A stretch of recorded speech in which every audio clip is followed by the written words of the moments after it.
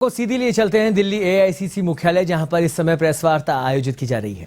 Bulletin आया, वो research report उसमें प्रकाशित हुई और उसमें साफ तौर से कहा गया कि ये जो अंधाधुंध सरकारी बैंकों के निजीकरण का प्रयास चल रहा है, प्रकरण चल रहा है, उसके बहुत ज्यादा नुकसान होंगे, बहुत उसके दुष्परिणाम होंगे। कल सुबह 11:07 पर 19 अगस्त को general secretary communication Shri Jairam Ramesh ji ने इस पर एक ट्वीट भी किया और उन्होंने बताया कि कैसे 27 सरकारी बैंक अब सिर्फ 12 बन चुके हैं और ये जो बेचे जाओ पार्टी भारतीय जनता पार्टी है, ये औरों को बेचना चाहती है, किसी की नहीं तो आरबीआई की तो सुन लीजिए, जो कि बैंकिंग रेगुलेटर है, एक स्वतंत्र बहुत रिस्पेक्टेबल संस्था है। लेकिन जबरदस्त दुख और खेद के साथ पहले तो यह बताना पड़ता है कि उनकी इस ट्वीट पर भाजपा के गुर्गों ने जरूर आक्रमण किया, फेक न्यूज के सरगनाओं ने उस पर बोला, लेकिन कल रात होते होते आरबीआई जैसी संस्था को यू टर्न करना पड़ा। The reserve bank of India had to be a reverse bank of India to disown a report put out by its own research department. उन्होंने इससे किनारा काटते हुए, कन्नी काटते हुए कहा हमारा इससे कोई लेना देना नहीं है, और फिर उन्होंने एक अपॉलोजेटिक सी प्रेस रिलीज कल रात को निकाली। यह सरकार के दबाव के कारण हो रहा है और यह पहली बार नहीं है कि आरबीआई को सरकार के दबाव को झेलना पड़ रहा है, और उस दबाव के दुष्परिणाम नोटबंदी, याद रखिएगा, सबसे बड़ा है। आरबीआई कभी नहीं चाहता था नोटबंदी हो, सरकार ने नोटबंदी इस देश पर थोपी, आरबीआई के लाख रेजिस्टेंस के बावजूद, और परिणाम सबके सामने है। आज भी हम नोटबंदी के कुप्रभाव से उभर नहीं पाए हैं और फिर से एक बार दबाव डाला गया आरबीआई जैसी संस्था पर, जिसको यू टर्न लेना पड़ा अपनी ही रिसर्च रिपोर्ट पर। यह रिसर्च रिपोर्ट आपकी जानकारी के लिए बता दूं, उनका कहना है a big bank approach of privatisation of public sector banks may do more harm than good। ये सरकार को तो चेतावनी थी ही। एक एनसीएआर की एक रिपोर्ट आई थी जिसको सरकार बहुत मानती है, सरकार के चुने हुए इकोनॉमिस्ट उसमें, जिन्होंने कहा था एसबीआई को छोड़ के, भारतीय स्टेट बैंक को छोड़ के सब बेच डालिए, इस बेचे जाओ पार्टी को और बता रहे हैं क्या क्या बेच दीजिए। अब दिक्कत की बात क्या है? दिक्कत की बात यह है कि ये जो पूरी प्रेस वार्ता थी हम करना चाहते थे रिसर्च रिपोर्ट पर, लेकिन अब खेद प्रकट करते हुए हमें यह पूछना पड़ेगा कि आरबीआई पर दबाव क्यों बनाना पड़ा, रिजर्व बैंक ऑफ इंडिया को रिवर्स बैंक ऑफ इंडिया क्यों बनना पड़ा, यह पूछना पड़ेगा। यह विडंबना कहूं, दुख कहूं, दुर्भाग्य कहूं कि जो आरबीआई कहता था कि बैंक नेशनलाइजेशन 1947 के बाद आजाद भारत में एक सबसे अहम डिसीजन है, आज वही आरबीआई अपनी ही रिसर्च रिपोर्ट को से किनारा कर रहा है। तो रिसर्चर आरबीआई के हैं लेकिन रिपोर्ट आरबीआई की नहीं है। ये नई दिल्ली से संचालित जब चीजें होती हैं तो उसका परिणाम है। खैर, इस रिपोर्ट ने जो बातें कही हैं वो सार्वजनिक रूप से बतानी जरूरी है। जैसा कि मैंने पहले ही कहा कि 27 सरकारी बैंक घटकर 12 हो चुके हैं और उसका परिणाम देश भुगतेगा। सरकारी बैंकों का क्या काम है? यह रिपोर्ट बिल्कुल साफ तौर से कहती है कि इफेक्टिवनेस, एफिकेसी, एफिशिएंसी के तौर पर अगर आपको सरकारी बैंकों को आंकना है तो आपको यह देखना पड़ेगा कि सरकारी बैंक सिर्फ लाभ कमाने के लिए नहीं है, वो एजेंट्स ऑफ चेंज है, एजेंट्स ऑफ ग्रोथ है, एजेंट्स ऑफ डेवलपमेंट है। पंक्ति में खड़े अंतिम व्यक्ति तक बैंकिंग पहुंचाने का काम सरकारी बैंकों ने किया है। प्रायोरिटी सेक्टर लेंडिंग, जहां से प्राइवेट बैंक किनारा करते हैं, दूर भागते हैं, वो सरकारी बैंकों ने किया है। खेतिहर, मजदूर, किसानों, सबको ऋण पहुंचाने का काम सरकारी बैंकों ने किया है। इंफ्रास्ट्रक्चर लेंडिंग का काम सरकारी बैंक करते हैं।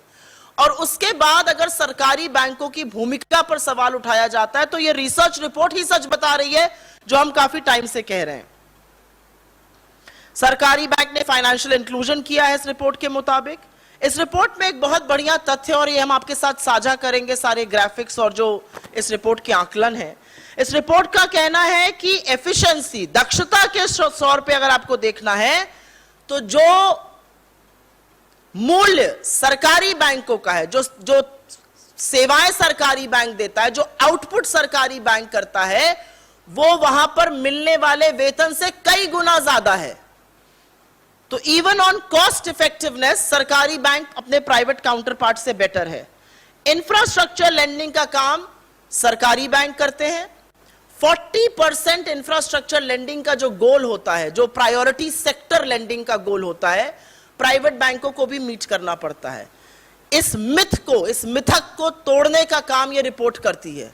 यह रिपोर्ट कहती है कि प्राइवेट सेक्टर बैंक एक्चुअली अपना वो मानक अचीव नहीं कर पाते हैं, वो पीएसएल सर्टिफिकेट से अचीव करते हैं। और अगर आपकी परमिशन हो तो 30 सेकंड में मैं पीएसएल आम दर्शक के लिए, आम रीडर के लिए, आम जनता के लिए बताना जरूरी है। एक पब्लिक सेक्टर बैंक है, उसके पास बहुत सारे प्रायोरिटी सेक्टर लोन है, और एक प्राइवेट सेक्टर बैंक है जिसके पास प्रायोरिटी सेक्टर लोन कम है। तो public sector bank priority sector lending के सर्टिफिकेट इशू करता है एक फीस लेकर प्राइवेट सेक्टर बैंक को। वो लोन अभी भी पब्लिक सेक्टर बैंक का है, लेकिन वो सर्टिफिकेट होने से 40% का मानक, जो एक मिथक है, वो प्राइवेट सेक्टर बैंक अचीव कर लेता है। तो चाहे किसान हो, चाहे आम जनता हो, चाहे गरीब हो, लोअर मिडिल क्लास हो, इंफ्रास्ट्रक्चर हो, प्रायोरिटी सेक्टर लेंडिंग हो, सबको लेंडिंग करने का काम सरकारी बैंक कर रहे हैं, जिनको सरकार बंद कर देना चाहती है।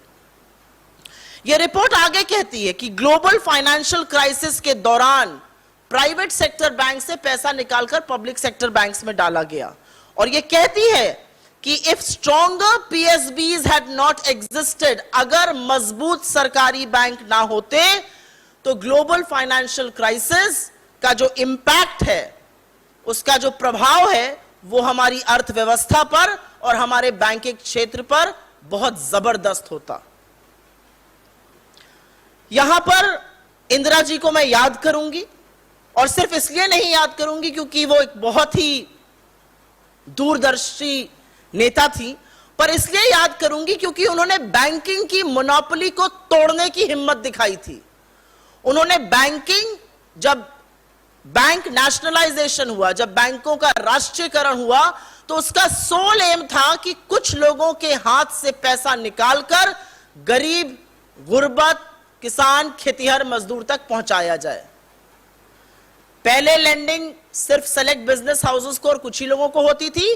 बैंक नेशनलाइजेशन के बाद लेंडिंग और बैंकिंग का जो काम है वो अंतिम पंक्ति के व्यक्ति तक पहुंचा, और इसीलिए एक जमाने में आरबीआई कहता था कि 1947 में के बाद, आजादी के बाद, आजाद हिंदुस्तान में बैंक राष्ट्रीयकरण एक सबसे महत्वपूर्ण कदम है। आज उसी आरबीआई को सरकार के दबाव में अपने रिसर्चर की रिपोर्ट को से किनारा करना पड़ रहा है। एक और बात, और यह अंतिम बात है जो हम कहना चाहते हैं, एक ये मिथ फैलाया जाता है, सरकार के कुछ इकोनॉमिस्ट बैठ जाएंगे, अधकचरे ज्ञान वाले प्रवक्ता आ जाएंगे, मंत्रियों की तो क्या ही बात की जाए, जो कहेंगे कि भाई इतना पैसा डालना पड़ता है, टैक्स पेयर्स मनी सरकारी बैंकों में।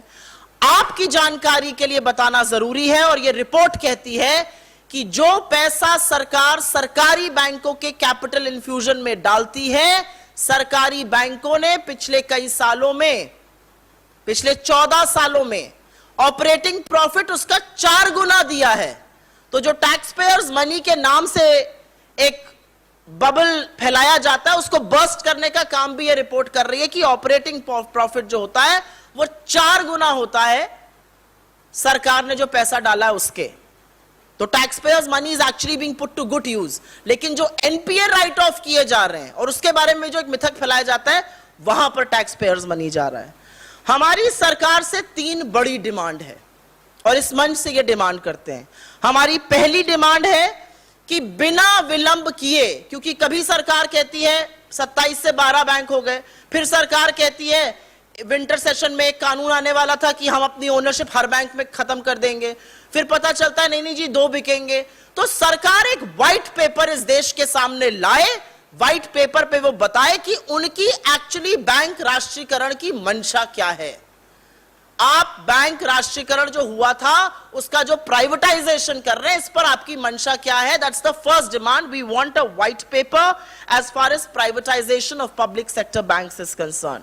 हमारी दूसरी डिमांड, और ये इस मंच से हमारे नेताओं ने अनेकों बार कहा है, ये जो संस्थाओं को भयभीत करने का, संस्थाओं पर दबाव बनाने का काम किया जाता है, यह बंद होना चाहिए। आरबीआई एक बहुत ही रिस्पेक्टेबल संस्था है, it is autonomous, it is independent, let it do it's job. आप आरबीआई के ऊपर दबाव क्यों बना रहे हैं कि 24 घंटे के अंदर आरबीआई को उस रिपोर्ट से किनारा करना पड़ा, उस रिपोर्ट को, अपनी ही रिसर्च डिपार्टमेंट की रिपोर्ट को डिसोन करना पड़ा? तो संस्थाओं पर दबाव बनाना बंद करिए, ये हमारी दूसरी डिमांड है। और हमारी तीसरी डिमांड ये है कि ये जो रेकलेस प्राइवेटाइजेशन की बात हो रही है, ये भी बेच डालो, वो भी बेच डालो, बनाया कुछ नहीं 8 सालों में। 70 सालों का जो हिसाब मांगते थे वो बेच वही रहे हैं जो 70 सालों में बना था। तो ये जो बेचे जाओ पार्टी है, थोड़ा ठहरे, थमे और सोचे कि इस रेकलेस प्राइवेटाइजेशन के परिणाम क्या होने वाले हैं, लोगों की नौकरियों पर, लोगों की आय पर, सरकारी संस्थाओं पर इसके क्या परिणाम होने वाले हैं, सोचे और उसके बाद उस पर भी एक व्हाइट पेपर प्रस्तुत करें। I will very briefly make a statement in English.